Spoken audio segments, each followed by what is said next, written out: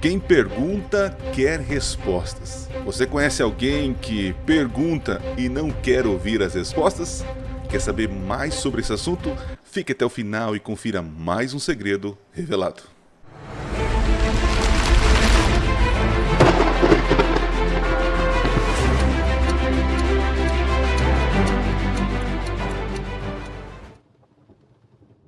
Olá, seja bem-vindo a mais um vídeo do canal Minuto Profético. E eu estou aqui na madrugada com essa cara inchada para poder gravar vídeo para essa semana. E aliás, essa semana nós tivemos vários conteúdos aí, pode dar uma olhada aqui nos nossos últimos vídeos. Vídeos aí com muito conteúdo, né? E aqui no canal a gente dá uma variada. A gente tem conteúdos e aí umas tretas para poder, de alguma maneira, aí, alimentar o público, né? E hoje não será diferente. Hoje ele aparece aqui pela primeira vez no canal, o pastor Elias Soares. Eu já tive a alegria de poder conhecê-lo pessoalmente, lá na loja dele, do pastor Elias Soares, na Conde de Sarzedas, né? Inclusive até comprei um material, mas faz muito tempo. Eu acho que era na época que eu tinha acabado de sair do colégio, se eu não estou enganado, né? Mas enfim, pastor Elias Soares, ele tem o seu canal lá, um canal maior que o meu, né? E ele tem alguns conteúdos ali. E o vídeo de hoje é um vídeo antigo, né? Eu fui olhar lá, é um vídeo muito antigo, acho que tem 6 anos. Só que esse vídeo eu recebo ele constantemente, as pessoas pedindo resposta para esse vídeo, né? Então eu falei, por que não responder o pastor Elias Soares? Ou melhor, por que não dar resposta aos meus seguidores que pedem aí uma resposta? Se você quer dar sugestões de vídeos, né? Vai lá no @Cecilio7, lá no Instagram, segue a gente. E manda no direct lá, quando eu abro caixinhas de pergunta, coloca a sua posição, seu questionamento, sua sugestão, sua dúvida, que isso me ajuda a criar conteúdo aqui no canal, né? Bom, deixa eu fazer aqui uma ressalva. O pastor Elias, neste vídeo aqui, ele foi super respeitoso, né? Dá para perceber que é o início do canal, então ele está bem tranquilo, né? Não sei como estar hoje, eu não tenho acompanhado ele. Mas ele é como posso dizer, um divergente, bem acirrado assim, dos adventistas, né? E considera a gente como hereges e assim por diante. Mas como o tom dele foi um tom pacífico nesse vídeo, né? Com algumas perguntas, eu vou dar a resposta para ele, mas parece que ele não quer ouvir as respostas, né? Porque, assim, eu fiquei impressionado com esse vídeo, falo de coração. Por que impressionado? Porque são perguntas rasas, mas super rasas. E eu vejo que nesse mundo evangélico, nossos irmãos de outras denominações, eu não sei se eles pressupõem que nós somos burros, ignorantes, tapados, né? Porque taxam a gente como herege e seita, então acho que todo mundo, né, todos são tapados e ignorantes, né? Porque as perguntas que ele faz, que diz que nenhum adventista pode responder, são perguntas assim simples, rasas, né? Qualquer alguém que estuda, um irmão, uma pessoa estudante da Bíblia adventista pode responder-lhe perfeitamente. Mas eu vou dar minha opinião aqui, as minhas respostas e reagir a um vídeo com vocês, tá bom? Se você gostar do vídeo, curte, compartilha para aquelas pessoas, né, que têm dúvidas sobre a nossa crença e às vezes acabam assistindo esse tipo de vídeo e taxam a gente como herege, seita e tantas outras coisas, né? E que a gente não tem resposta teológica, que a gente só segue Ellen White e adora Ellen White. Nada a ver, né? Muito bem, deixa eu colocar aqui na tela o pastor Elias, deixa eu colocar aqui. Tá aqui o pastor Elias. Vamos ouvir as 8 questões, perguntas que os adventistas não conseguem responder. Vamos lá. Os adventistas não respondem. 8 perguntas que o adventismo não responde. Vamos para a primeira pergunta? Se a alma não é imortal, a pergunta que eu lhe faço é a seguinte: como explicar a aparição de Moisés no Monte da Transfiguração? Uma vez que os adventistas advogam que Moisés apareceu no Monte da Transfiguração literalmente. Só que em Deuteronômio capítulo 34, versículo de número 5 e 6, a Bíblia não deixa margem para dúvidas, que Moisés morreu e foi sepultado. E ainda em Josué 1, versículo 1 e 2, o Senhor disse: meu servo Moisés está morto. Ora, se ele está morto, como é que ele apareceu ali? Segunda pergunta. Sabe, eu dou risada porque eu não estou entendendo. É que ele está criando, eu acho que ele está criando um pano de fundo aí para poder dar o pulo do gato. Eu acredito que seja isso, né? Porque veja, realmente Moisés morreu. Só que nós temos lá em Judas 9 que o Miguel ele foi pedir o corpo, ele foi de alguma forma ali pedir o corpo. Nós acreditamos que no capítulo 1, né, de Judas, verso 9, Moisés é ressuscitado. Agora a questão é, quando que ele foi ressuscitado? Nós não sabemos. Não sabemos nem quando, onde ele foi enterrado. Então, realmente, lá em Josué, em Deuteronômio, vai dizer que Moisés morreu. A gente não tem dúvida sobre isso. Agora, nós acreditamos que Moisés ele foi ressuscitado. Cremos que Moisés representa aqueles que morreram e serão ressuscitados. E Elias, aqueles que serão transladados vivos, né? Então, assim, acreditamos que ele apareceu literalmente lá no monte no monte da transfiguração com Jesus, em Mateus 17. Sim, nós acreditamos, porque apareceu lá, Jesus viu eles, né? Jesus conversou com eles, e Pedro e os demais viram eles também, e reconheceram ele. Então, assim, se isso é uma ilusão de ótica, é muito estranho. Jesus foi iludido, então, por Deus numa ilusão parabólica, e não faz sentido. Nós acreditamos que Moisés ressuscitou, não sabemos quando. Nessas afirmações bíblicas, realmente ele estava morto. Em algum momento, o arcanjo Miguel foi lá para ressuscitá-lo, e ele está no paraíso. Assim, nós acreditamos que a Bíblia apresenta, né? Então, dizer que a gente não tem uma resposta para isso, a gente tem uma resposta. Moisés ressuscitou e apareceu literalmente junto com Elias no Monte da Transfiguração, né? Muito bem. Tem mais pergunta. Eu acho que ele vai deixar um pouquinho as coisas melhores. Vamos lá. Segunda pergunta. Uma vez que eles, para explicar a primeira pergunta, eles chegam a dizer que Moisés ressuscitou, a segunda pergunta é quem é as primícias dos que dormem? Porque Paulo, em 1 Coríntios, capítulo 15, versículo de número 20 e 23, diz que o Senhor Jesus foi feito as primícias dos que dormem, cada um por sua ordem. Cristo, as primícias, depois os que são de Cristo na sua vinda. E ainda em Atos dos Apóstolos, capítulo 26, versículo 23, a Bíblia é categórica em afirmar que Jesus foi o primeiro da ressurreição. Não tem como maquiar isso aí. Terceira pergunta. Assim, me admira esse tipo de pergunta, né? Claro que a Bíblia diz que Jesus foi feito as primícias. Por que ele foi feito as primícias? Ele foi feito porque ele não foi a primeira pessoa a ser ressuscitada. No Antigo Testamento a gente tem vários exemplos, né? Anotei aqui, ó. Temos a mulher sunamita, o filho da viúva, né? Que foi ressuscitado, o rapaz que ressuscitou quando jogaram os ossos ali de Eliseu. Então, se Jesus foi feito, é porque ele não foi. Agora, por que ele é a primícia? Porque nós entendemos que ele é a primazia. É a primazia, o mais importante de todos aqueles que ressuscitaram. Jesus, ele está em grau de importância maior, né? Ele é o primogênito dos mortos, né? Assim que diz Apocalipse, mas não foi o primeiro a ressuscitar. Ele é o primogênito da criação.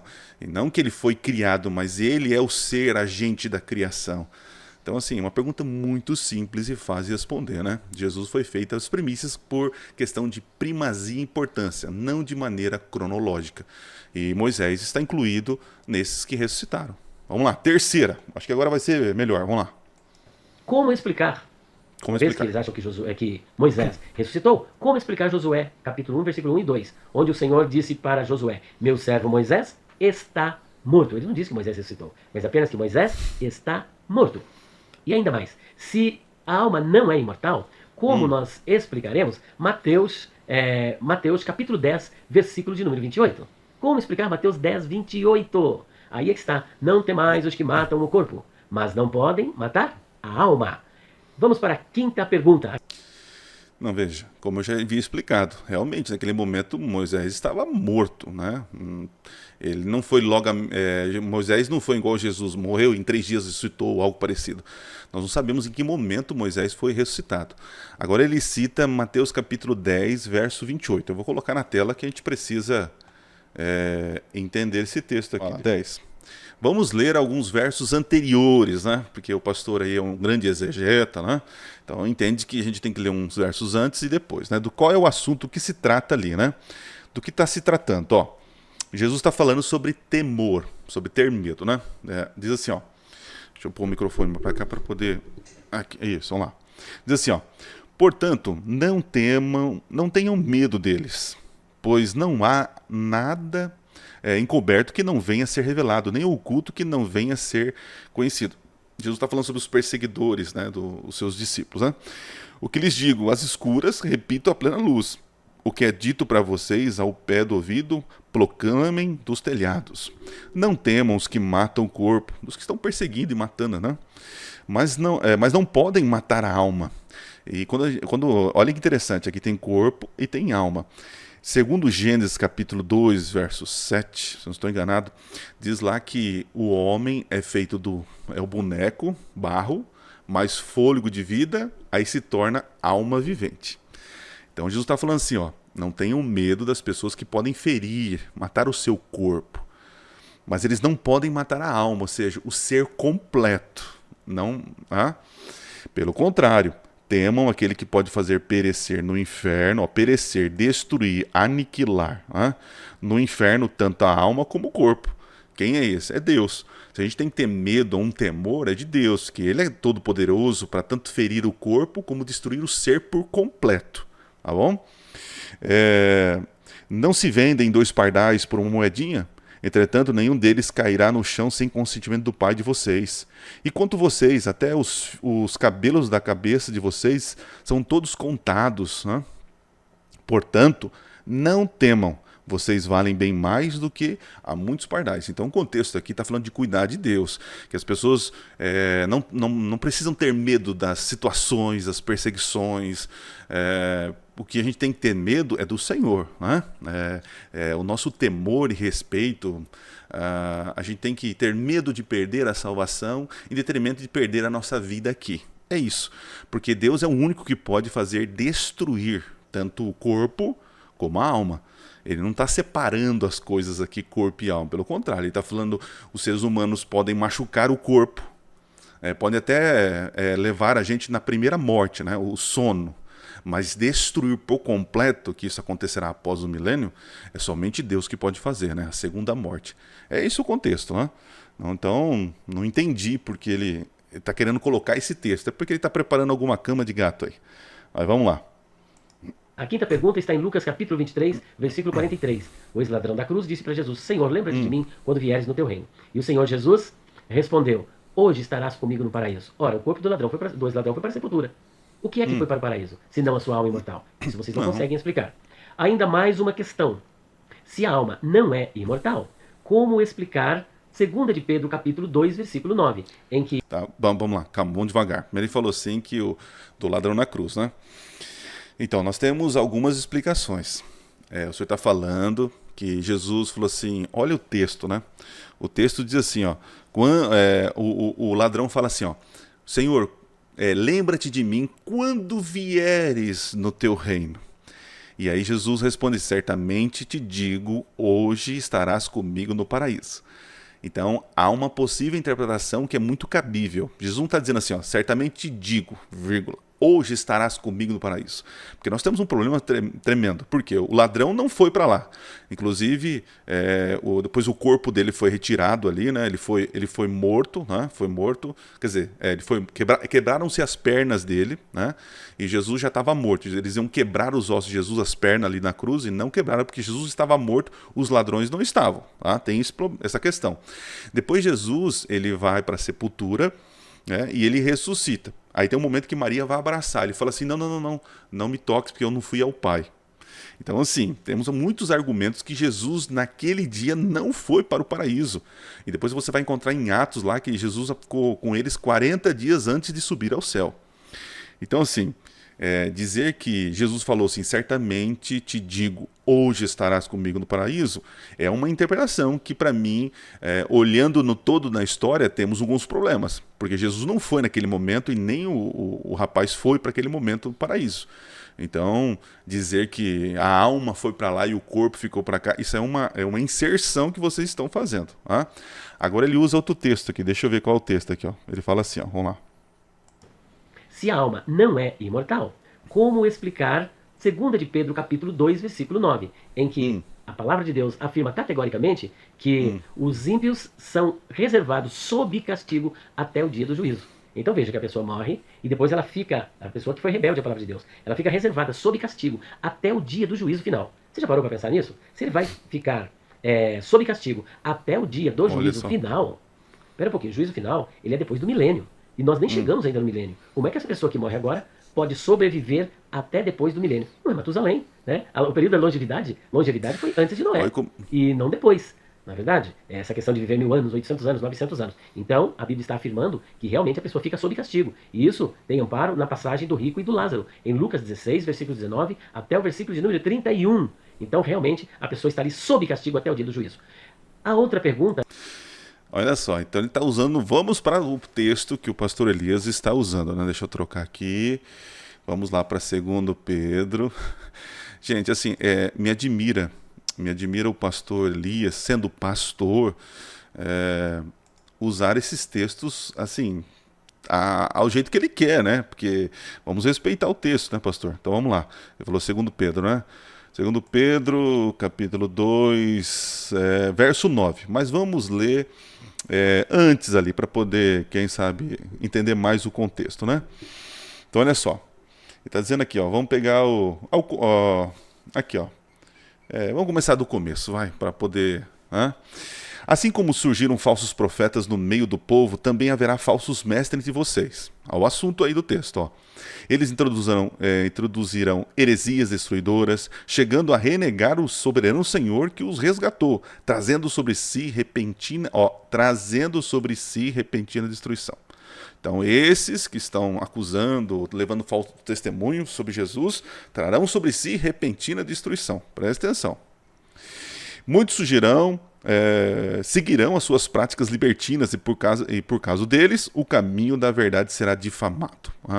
Continuando. Movidos por avareza, eles explorarão vocês com palavras fictícias, mas, para eles, a condenação decretada há muito tempo não retarda. E a destruição deles não caiu no esquecimento. Então Deus há de julgar eles. Né? Foi decretada a destruição e ele há de julgar. Não caiu no esquecimento. Pois Deus não poupou anjos quando pecaram, mas lançando-os no inferno, prendeu com correntes de escuridão, reservando para o juízo. Aí, pastor, tá vendo? Olha aqui, os anjos foram presos num lugar com correntes e estão lá agora esperando a condenação, né? Estão em sofrimento em algum lugar. Mas veja, se os anjos que pecaram estão presos num lugar acorrentado de forma literal ou num lugar geográfico que vocês chamam aí de estado intermediário ou algo parecido, então o que aconteceu com os demônios que aparecem no Novo Testamento que Jesus expulsou eles? Eles escaparam das correntes? Então perceba que os anjos que pecaram lá no céu foram lançados para a terra. Interessante, quando você vai para o Apocalipse, você vai ter a mesma cena em que um anjo desce e acorrenta Satanás na terra, né, com correntes. Aqui na terra, eles estão aqui na terra, eles não estão no paraíso. Eles foram lançados e eles estão presos aqui nessa terra. Então eles não estão num lugar lá secreto, escondido, sofrendo, porque isso seria contraditório, né? Porque muitos demônios escaparam e estão soltos por aí, né? Então tá bom. Então vamos ver. Continuando para chegar no texto do pastor aí, ó. Ele não poupou, olha só. E ele não poupou o mundo antigo. Presta atenção, gente, ó. Mas preservou Noé, pregador da justiça, e mais 7 pessoas quando fez vir o dilúvio sobre o mundo. Olha só. Vir o dilúvio sobre o mundo dos ímpios. Então, assim, quando houve a injustiça no momento do dilúvio, lá antes do dilúvio, Deus poupou Noé e seus filhos, ali os parentes ali, mas não poupou os ímpios. Então houve uma justiça ali. Continuando. E reduziu as cinzas da cidade de Sodoma e Gomorra, condenou-os à ruína completa, tendo-as posto como exemplo do que viria a acontecer com os que vivessem impiamente. Então veja, no decorrer da história, a Bíblia está dizendo aqui que Pedro está dizendo que Deus poupa os seus filhos, protege os seus filhos contra esses difamadores, esses blasfemadores e traz juízo sobre esses ímpios. Traz juízo. Então Deus protege alguns, os seus, e traz justiça sobre os ímpios. É isso que está dizendo aqui. Olha lá, mas livrou o justo Jó, que ficava aflito com a conduta libertina daqueles insubordinados. Olha só. Porque esse homem justo, pelo que via e ouvia ao morar entre eles, atormentava sua alma justa, dia após dia, por causa das obras iníquas que aqueles praticavam. Aí vem o texto que o pastor usou do jeito que ele quis aí, né? Assim, diante desse contexto, diante dessa situação, se o Senhor sabe livrar da provação os piedosos e manter os injustos sob o castigo. Então, Deus está falando que ele livra os justos e mantém castigo, punição contra os ímpios. E diz assim, ó, para o dia do juízo.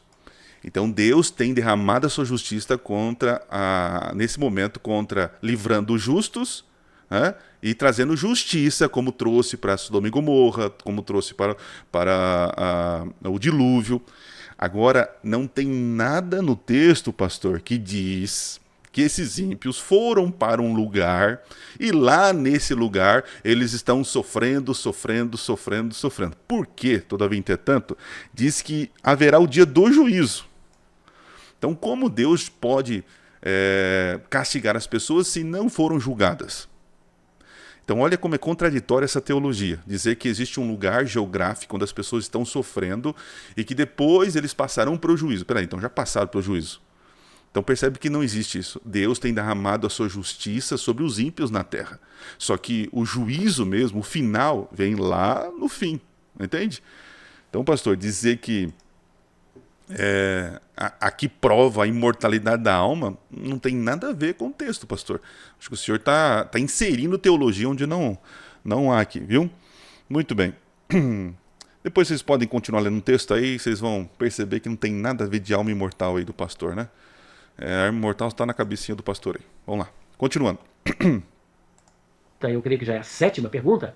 Se a alma não é imortal, como explicar um outro ponto de Mateus 10, 28? Porque veja bem, quando você diz assim, olha, não tem mais os que matam o corpo, mas não pode matar a alma, significa que o corpo será morto, mas a alma continua sobrevivendo. Não. Aí o Adventista vem com a segunda parte do versículo. Ah, mas vocês citaram o versículo pela metade. A segunda parte diz, temam antes aquele que pode fazer perecer no inferno tanto a alma quanto o corpo. Mas espera um pouquinho. Se quando o corpo morre, a alma não morre, e esse perecer no inferno não é agora. Ele vai ser somente no Guiena, que é depois do milênio. Portanto, a alma que morreu agora, ou melhor, o corpo morreu agora, e a alma não morreu, essa alma continuará sobrevivendo até depois dos 1000 anos. Então, se... Eu acho incrível, porque não existe um texto dizendo essa sobrevivência fora do corpo. Pastor Elias, então eu faço uma pergunta aqui que o senhor não pode responder, né? Aonde está o texto onde diz que existe um estado intermediário, né, tanto para vivos salvos como para os mortos que estão sofrendo lá, né, e que existe essa separação, né, o corpo e a alma, porque a Bíblia diz que corpo mais fôlego de vida é igual a alma vivente. O texto está dizendo que para a gente não temer as pessoas que possam ferir o nosso corpo, mas temer aquele que pode destruir tanto o corpo como o ser íntegro. Está falando da segunda morte. Então o senhor está inserindo coisas e também argumentos que a gente não defende, né? Olha só. Se ela sobrevive, onde que ela está? Isso mostra claramente que existe um estado intermediário, um lapso temporal, em que as almas dos ímpios, que foram rebeldes à palavra de Deus, ficam ali guardadas, como está em Lucas capítulo 16, 11 a 31. E na primeira carta de Pedro 3, diz... Olha só, ele está usando de novo a parábola do rico e Lázaro. Então vamos lá.